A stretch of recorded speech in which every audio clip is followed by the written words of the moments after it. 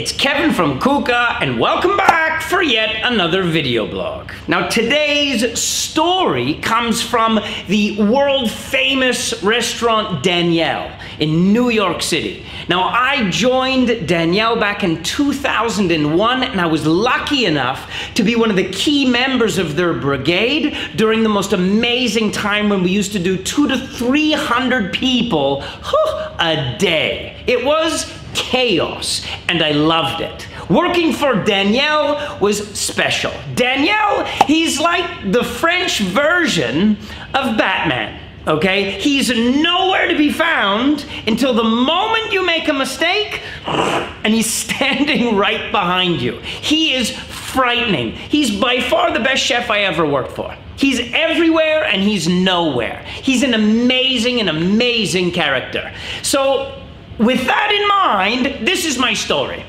So I used to work on the fish station. I was the poissonnier. I was responsible for cooking all of the fish every day during dinner service. Now we had 6 different types of fish, and we also ran 2 specials. So 8 different fish, 8 different cooking methods with 8 different dishes. It was unique. So therefore, one of those fish dishes was his signature dish, which was essentially a beautiful piece of loup de mer, French sea bass, cut into a little rectangle and wrapped one by one in like potato scales.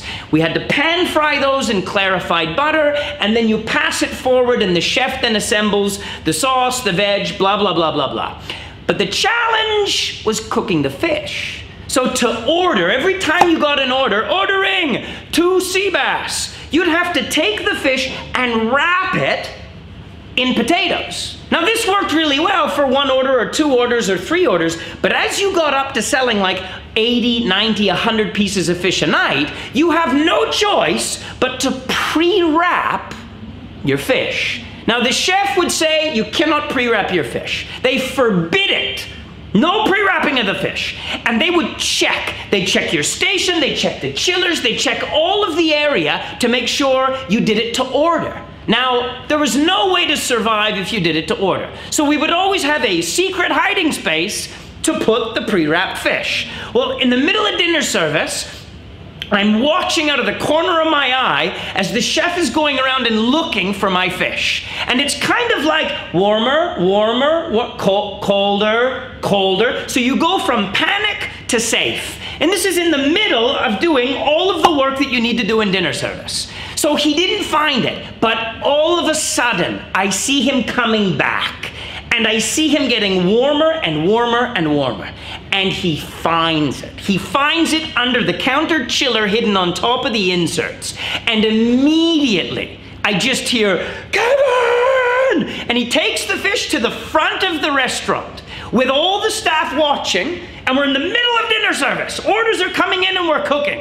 And the chef is standing at the front of the entire kitchen, and he starts screaming about pre-wrapping the fish.